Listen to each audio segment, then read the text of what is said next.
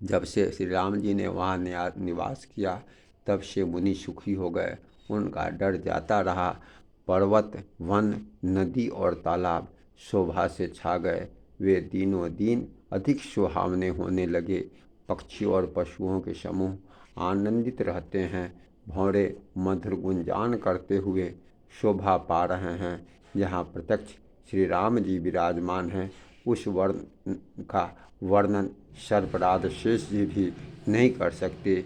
एक बार प्रभु श्री रामचंद्र जी सुख से बैठे हुए थे।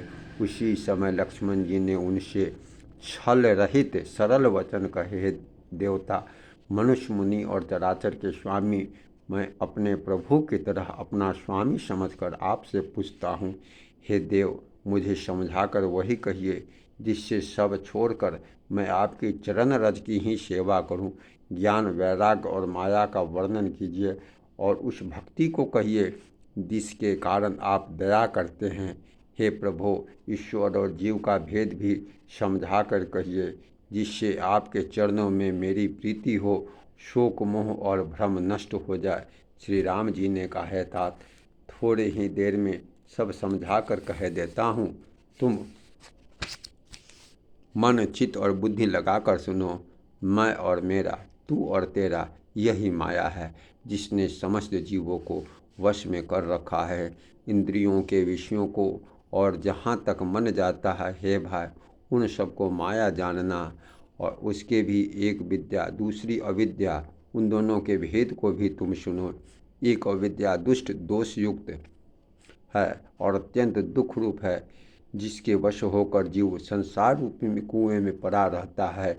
एक विद्या जिसके वश में गुण है, जो जगत की रचना करता है, वही प्रभु से प्रेरित होती है।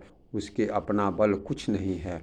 ज्ञान वह है जिसमें मान आदि एक भी दोष नहीं और दोष सब में समान रूप से ब्रह्म को देखता है। हे तात, उसी को परम वैराग्यवान कहना चाहिए, तो सारी सिद्धियों को और तीनों गुणों को तिनके के समान त्याग चुका हो, जिसमें मान, दंभ, हिंसा, क्षमा रहित टेढ़ापन, आचार्य सेवा का अभाव, अपवित्रता, अस्थिरता, मन का निगृहित न होना, इंद्रियों के विषय में आसक्ति, अहंकार, जन्म मृत्यु, जरा व्याधि में, जगत में सुख वृद्धि, स्त्री पुत्र घर आदि में आसक्ति तथा ममता, इष्ट और अनिष्ट की प्राप्ति में हर्ष, शोक, भक्ति का भाव, एकांत में मन न लगना, विषय मनुष्यों के संगत में प्रेम, ये 18 न हो और नित्य अध्यात्म आत्मा में स्थिति तथा तत्वज्ञानार्थ के अर्थ तत्वज्ञान के द्वारा जानने योग्य परमात्मा का नित्य दर्शन हो, वही ज्ञान कहलाता है। देखिए गीता अध्याय 13 7 से 11 तक का श्लोक। जय श्री सीताराम।